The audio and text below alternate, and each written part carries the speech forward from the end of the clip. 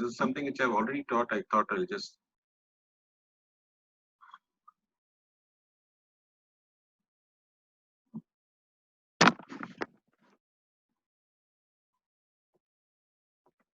Okay. Now, the next important thing. So, we're going to look at various cost of acquisition. And as discussed, this depreciation is already discussed under this depreciable assets, block of assets has already been discussed under PGBP. So, whatever we have discussed will apply. Now let us look at the other ones. Cost of acquisition of goodwill of a business or a trademark or brand associated with the business, or right to manufacture, produce or process any article or thing, or right to carry on any business, tenancy rights, stage carriage permits or loom hours. 55(2)(a). It shall be as under. In case such asset is purchased, suppose you are, imagine only goodwill. Let us look at goodwill only. Other things same, similar to that. So if it is purchased, then the purchase price is your cost. You are paid for it. And now if you are selling, selling price, or say sales consideration minus purchase price, depending on the valuation, depending on the indexation. Sir. In any other case, except in three, the third one, it shall be taken as nil and it will be self-generated. Like goodwill, other than these, first one it's purchase, second one it's a balancing, basically other one, which is left out between 1 and 3. What is 3 then? In case it is acquired in any mode, even in 1 to 4 or 49. Again, what? Like gift, those type of things. I mean, by from previous owner. It will be the cost to the previous owner if the previous owner has paid for it. But if it was self-generated by the previous owner, there also it will be taken as this. So first, how should you do? Is it purchased by this assessee, whoever we are talking about? Then the purchase price that he has paid. If he has not paid, then you have to go to 3. Did he get it from any mode mentioned under 49(1)? Yes. Then check whether the previous owner has paid for it. Then that value will be taken. And if previous owner has not paid for it, then if it is self-generated, then there will be day again. If this also, suppose this is not applicable for this case because he has only not purchased it, but he has only self-generated, then in that case, it will be nil. That's how you have to look at it. So number one, first check. So if you want to look at it like this, you can, I don't know whether you are aware of decision table. So this is a decision table that you do. First, number one, check. Yes. Right? Then, sorry, yes. Then purchase price. No. Then you check number 3.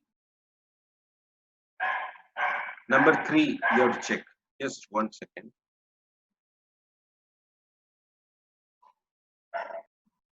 So what I was saying was, first you have to go through 1, then you go to 3. If that is also not applicable, so this will be here. What do you check? Previous owner or not?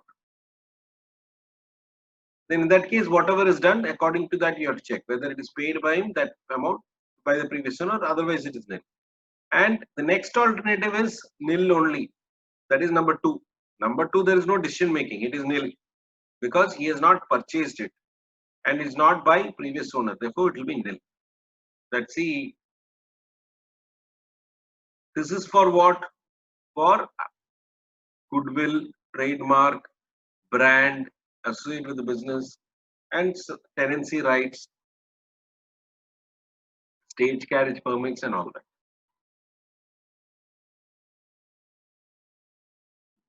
Let us see if there is any problem. Then we will.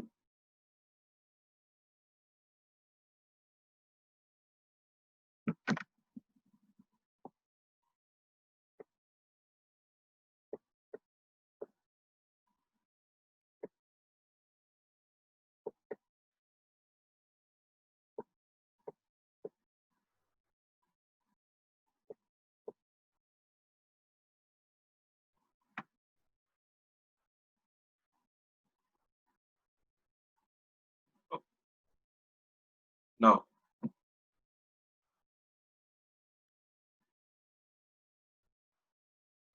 next one is acquisition of right shares. Now, this we have already discussed the chapter for right shares in accounts.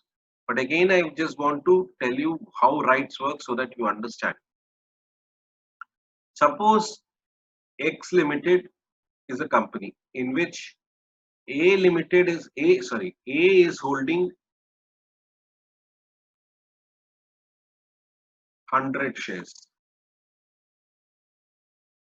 We have done problem, but I just want to refresh you on that. Suppose A Limited comes up with a rights issue. What is a rights issue? A rights issue is an issue prior to a normal issue, which means it will offer to the existing shareholders, say 10% of whatever they are holding. So he is eligible for 10 shares now. He is eligible. Now this 10 shares he has a choice of, and the price will be set. It will be below the market value. It will be below the market value. Say it is 80 rupees. Market value is say today 100 rupees. I'm just giving an example. It is 80 rupees. Now A can go for the 10 shares because he has got a right to subscribe for the 10 shares. Company is giving a right. Now he can pay the entire, he can buy the entire thing for 80 into 100, 800, whatever. But suppose he doesn't have the money. Then what happens? Then, now suppose he's buying it. Then this the price at which he's buying it is his cost. Now if he doesn't buy it, he gives it to somebody, P.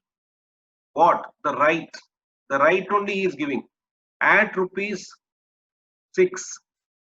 At rupees 6 he is giving it. What is the meaning? He will get only 6 rupees. Who? A. Because he is transferring the right to purchase to P. And what P has to do? P has to pay? P has to pay to the company rupees 80 per share. Therefore, the cost for P for the share will be 80 plus this 6. Both put together, his cost will be 86 for P. Now, to the extent of 6 rupees that A has got from P, this is like a sale consideration. What is the cost for this right? 0. Therefore, entire 6 rupees will be capital gain in the hands of A. Now, when A sells the shares, he has got this share originally, that whatever at which he has priced, 10 shares that he has got, cost will be 80. Now, if P, somebody else, the third person, P sells it, his cost will be what? 86. Okay, this is the background in which you need to understand. So let us read it. Whatever I have told is here, but then thought of example. Cost of right share of the original subscriber, in this case A. When right shares are acquired by him, the cost will be actual amount paid for acquiring the share, that is rupees 80. When the right to acquire is renounced to another person is B.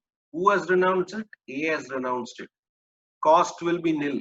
That means he's selling it at rupees 6. That is a sale consideration for A.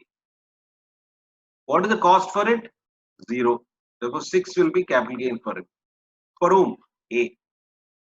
This not B. In my example, I put the name as P, I think. So I'll maintain it as P.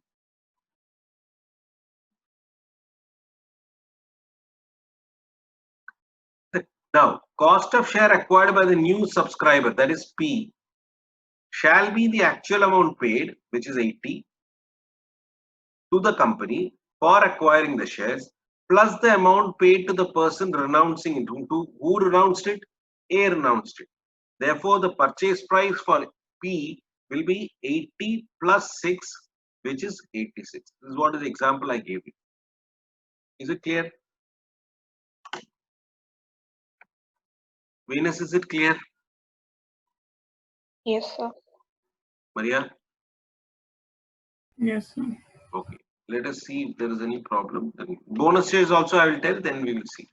Bonus share is very simple. Obviously, it is without money. Cost of acquisition of bonus shares, if you are buying it, shall be taken as nil, and the entire sale consideration received on transfer shall be treated as capital gain. However, if bonus shares are received prior to 1/4, SC may opt the market value on that date. So if you got it prior to 1/4 2000, you have an option of taking it the market value. That is one option.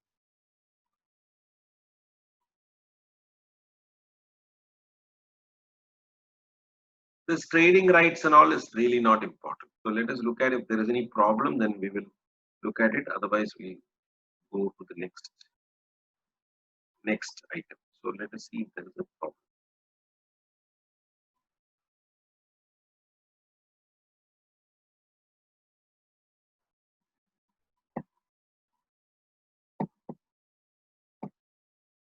But there was some problem.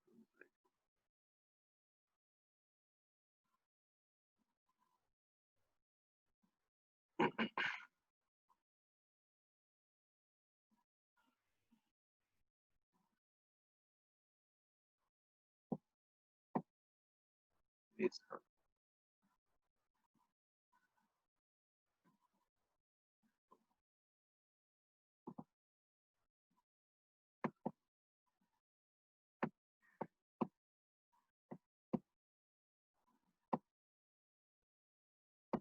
Here.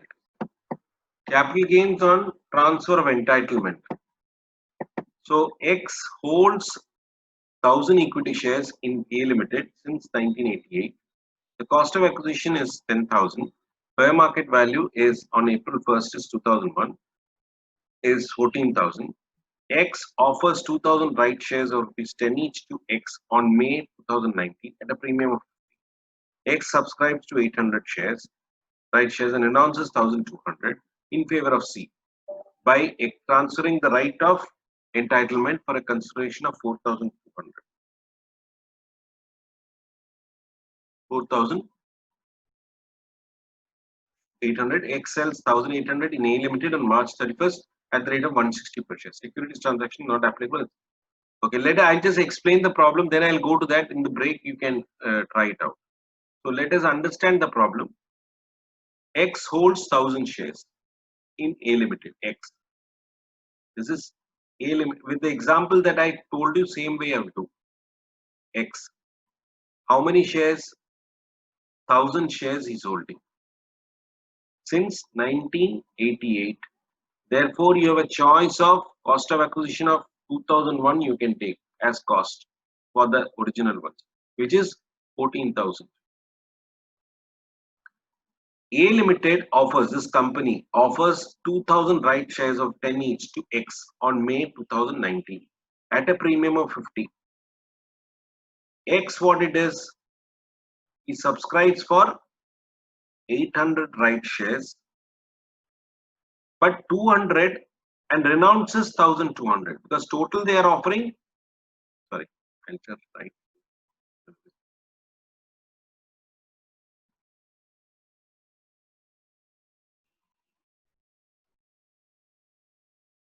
800. He is taking right shares. He is purchasing at what? At 50, at a premium of 50. And 1,200 he sells the rights. At what price he is selling? He is selling for a consideration of 4,000. If they are not given the rate, they are given the amount. So the total amount of this will be capital gain for X. X sells the 1,800. So now he has got 1,800. At what price? At a premium of 50. So 10 rupee share he is buying at the rate of rupees 60. Now 1,800 put together, this one plus this one which he has purchased, he sells 1,800 at 160 per share. Okay, so he is selling 1,800 shares at 160. Therefore, you have to find out capital gain. So that when the break is there at that time, you try it out. Couple of 1 or 2 problems also will be there, but I'll tell you. Please understand. I don't think it's very difficult. If you want to write down, you write down. Then I will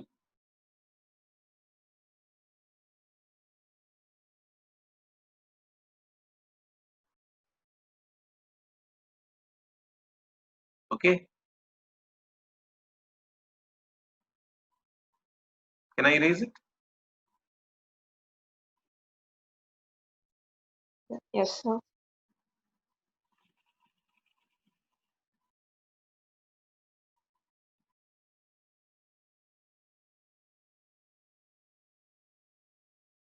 Now, the next item that we need to understand is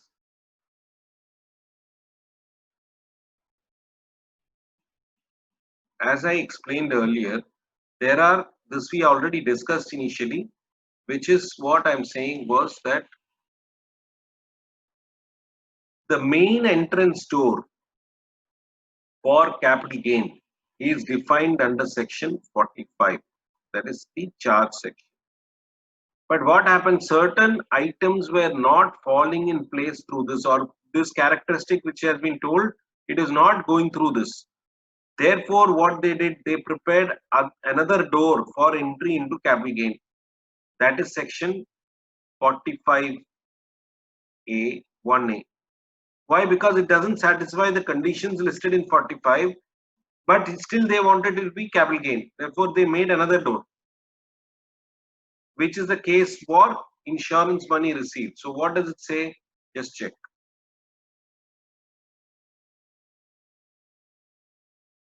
So, whenever there is a money received from insurance, so where any person receives at any time during the previous year any money or other assets under insurance from on account of damage or destruction of any capital asset as a result of flood, typhoon, hurricane, earthquake, etc., riots or civil disturbance, or accidental fire, the action by the enemy, etc., by war or something like that. Any profit or gains arising from, if there is no profit, there is no question of capital gain. On receipt of any such money or other assets, shall be chargeable to income tax under the head capital gain and shall be deemed to be the income of such person in the previous year in which such money or other asset was received for the purpose of section 48. Therefore, only and only if there is profit, then only there is a question of capital gain. If there is no profit, for example, in 2018, Maria, your place and all was flooded because of the floods in 2018. No, no, sir. No, that area there was no problem. But there were Mm. areas in Pathanamthitta and all that area, there were a lot of problems. So one of my clients, his entire stock got wet and he lost a lot of money. Therefore, he put claim to the insurance company and they paid him some money. I don't remember the amount, but he got some 1,48,000. But his loss was about 3 lakhs. Therefore, there is no gain here. There is no question of this section coming. But suppose because of the some calculation, they have given him 4,48,000 instead of the 3 lakhs. Then definitely there is going to be that 1,48,000 will be taken as capital gain. But what is the problem, sir? Why doesn't it fit into 45? Because there is no transfer here. These goods are not transferred to the insurance company for which they are paying the money. They are not, there's no transfer here. As a result, it failed section 45. In order to avoid that, this was brought in as a side door. Therefore, section 45A itself has become the charging section in this case. It has got nothing to do with section 45, and as such, there will be capital gain even if there is no capital gain, as no capital asset has been transferred. This is the reason. There is no capital asset transferred, still there is capital gain. So you are going against that principle of section 45 and making new doors for entry into capital gain. Now, capital gain shall be the income of the previous year in which such money or asset was received. Full value shall be the value of money on fair market value of assets on the date of receipt. Where asset is destroyed and there is no insurance or insurance compensation is not received, neither section 41(1)(a) nor section 45 shall be attracted, since destruction of asset shall not be treated as transfer. The cost of asset destroyed shall be treated as debt loss. But if any insurance claim is received, it will be transferred under section 45(1)(a). So this is all, yeah. Yeah, so when we learn insurance, isn't like one of the principles of insurance that you cannot make profit out of insurance? Actually, it is not, that's why I'm saying, where in the calculation you are not making profit, but sometimes the policy may be replacement value. So maybe you have purchased it some couple of years back, and now when you take the replacement value, it may be more. So in the books of accounts, what will happen is that there will be a higher value you are getting. As a result, it seems to be a profit. That is a situation, it can arise like this. What you're saying is absolutely right. But those cases where, see, otherwise the insurance company will not pay you. They are not going to give you, they will cut so many things and only take. They give you the money, right? But sometimes the agreement is such that, you may, see, if you have purchased an asset, for example, 10 years back. Now you may be insuring not that value which you purchased it, right? Because if something happens, you have to buy it today. That particular, say, furniture or something you will not be able to get anything in that price at which you paid some 10 years back. You'll have to pay the current. Therefore, you will insure for higher value. Yes. You understand? Yes. Good, very good. That's why that the thinking is required, because then only you'll understand this. The doubt will come. Next one is another funny thing is that again situation is if somebody converts its capital asset into stock in trade. For example, I have got a car and I am doing in used car business I'm having. So what I'm doing, my personal car I'm pushing as stock here. It is not your capital, but you are using it for resale. Okay, not capital contribution, that is separate, that will come later. This is your own personal car you're using for you're using it, going to sell it again. That situation, what happens? It provides that although conversion of capital asset into stock in trade will be a transfer of the previous year in which the asset was so converted, it is a transfer. The capital gain will not arise in the previous year in which the asset is converted. That's why it is a separate section, 45(2). First one was 45(1)(a). This is 45(2). These are separate doors. This is section 45. We have created now 45(1)(a). Now we are creating one more, 45(2). These are special sections, special entry. You have in temples and all the places special darshan. So like that, these are special entries because it is not fitting into this. Now, therefore, what is the difference? Though there is a transfer, you cannot tax it in the year in which it has been transferred. Why? Very simple reason. Suppose, we'll look at example, but then suppose in 2015, I transferred the car to my business, right? 2019 only I sold the car, the business sold the car. So when there is a transfer here to the business, but is there any money flowing into the business? There's no money. Money is coming only when the business is selling in 2019. So without getting money out of it anywhere, how can I calculate capital gain? Because I have not got any money, because here also there is no money transfer. That is why they are shifting the charge to 2019. That is why it is a separate section, because under section 45, if there was transfer, it should have come here. But here postponing the charge of capital gain. Therefore, it's a new section. So where asset is converted, but only in the previous year in which it is sold or otherwise transferred. Indexation of cost of acquisition and improvements, if required, will be done till the previous year in which such conversion took place. Now, one important thing is, for the business when they are selling it, obviously this is a normal sale for them. This will be the cost, this will be coming under trading. But for me, this car was an asset. I'm just giving, it's not a capital asset, but something else. But I'm saying, say, it's something which is a capital asset. Now, when that happens, is that this value at which I'm going to, what is the fair market value on the date of conversion? That will be my sale consideration. That will be my sale consideration. What is the cost? Cost is the indexed cost.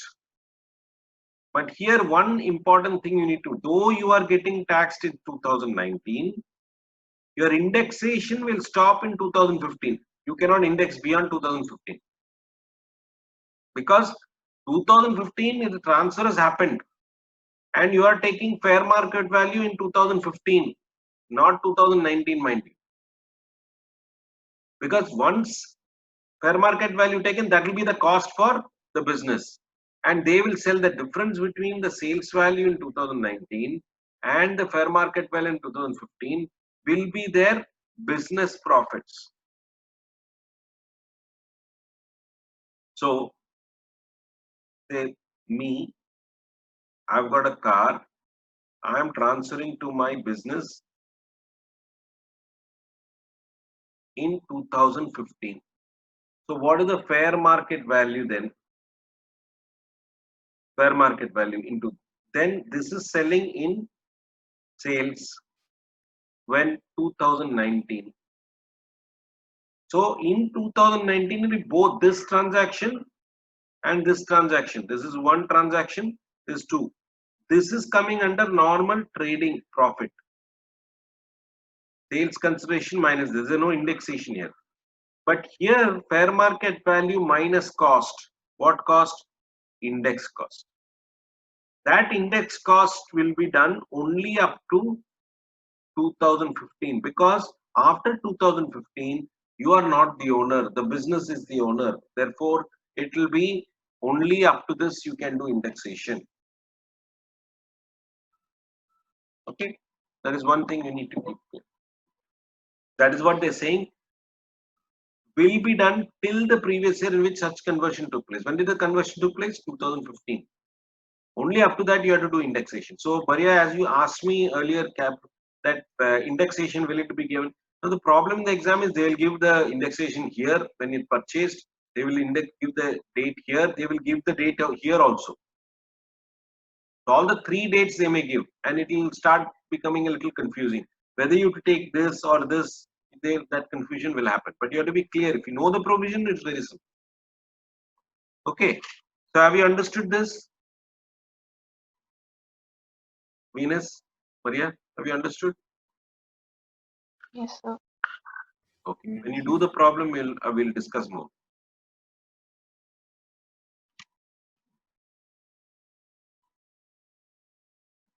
Next one is capital gain on transfer of capital asset. On transfer of capital asset by partner as capital contribution. The difference between that and this is, first one is, that one is stock, it is going to stock. This one is other assets. It can be, you know, furniture, this thing, that. Then what happens? That asset, when they are doing it, there the only difference is in stock you are giving fair market value on the date of transfer. Here they are saying amount recorded. That will be my sale consideration. Suppose I am giving it to my business as stock, fair market value in the date of transfer. Here amount recorded in the books, that will be the sale consideration. Indexation as usual. So the difference between this is mainly the sale consideration. Here fair market value, here it is amount recorded.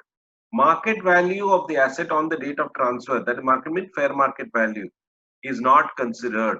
So that is the difference between the earlier section and this. This is again another. Okay. But here there is no postponement of the sale consideration in my hands, because this will not be sold again. Therefore, this will immediately come in. That is why here we have to be very careful with these situations, because there was a situation where they were doing a revaluation. Even revaluation is a problem. There can be an issue. Next.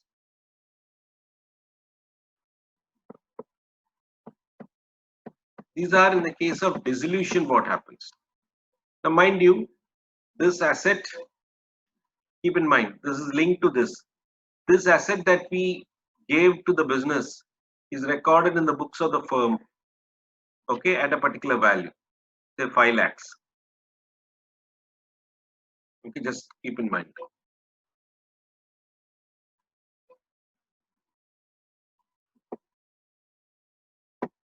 Capital gain on transfer by of dissolution. When dissolution is happening, fair market value of it is being given back to the.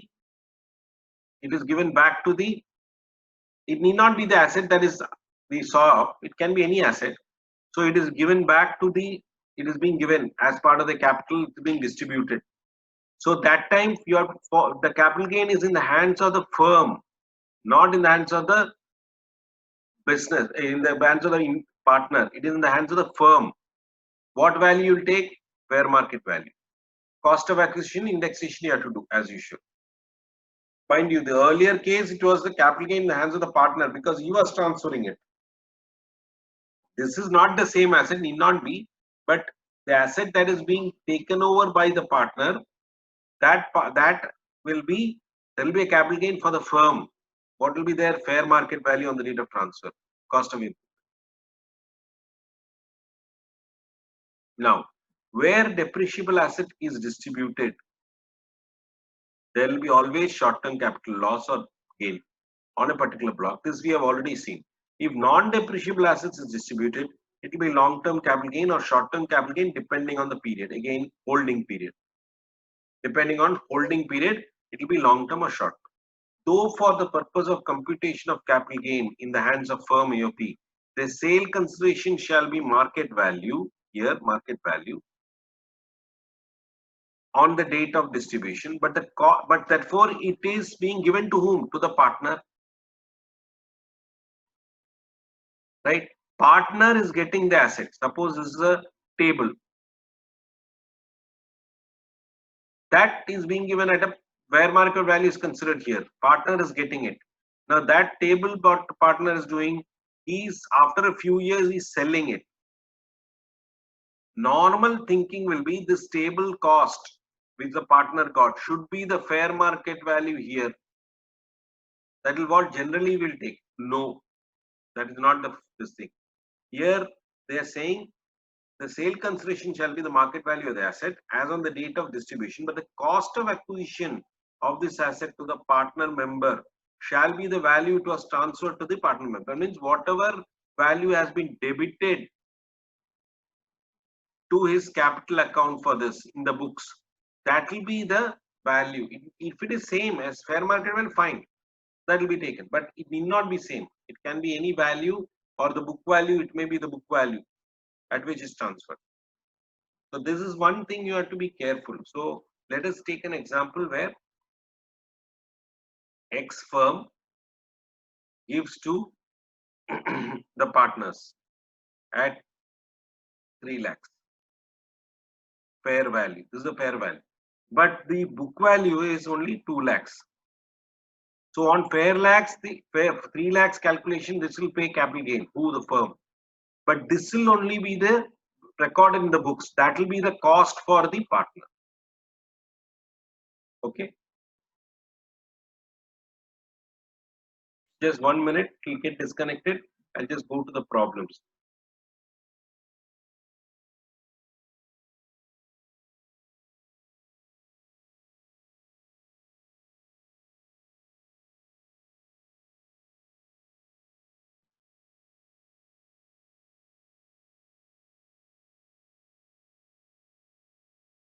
Are we able to see the problem?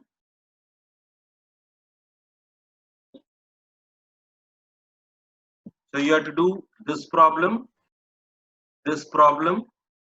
and third problem, not compulsory acquisition, not compulsory. These two problems and stock in trade problem. This page please try.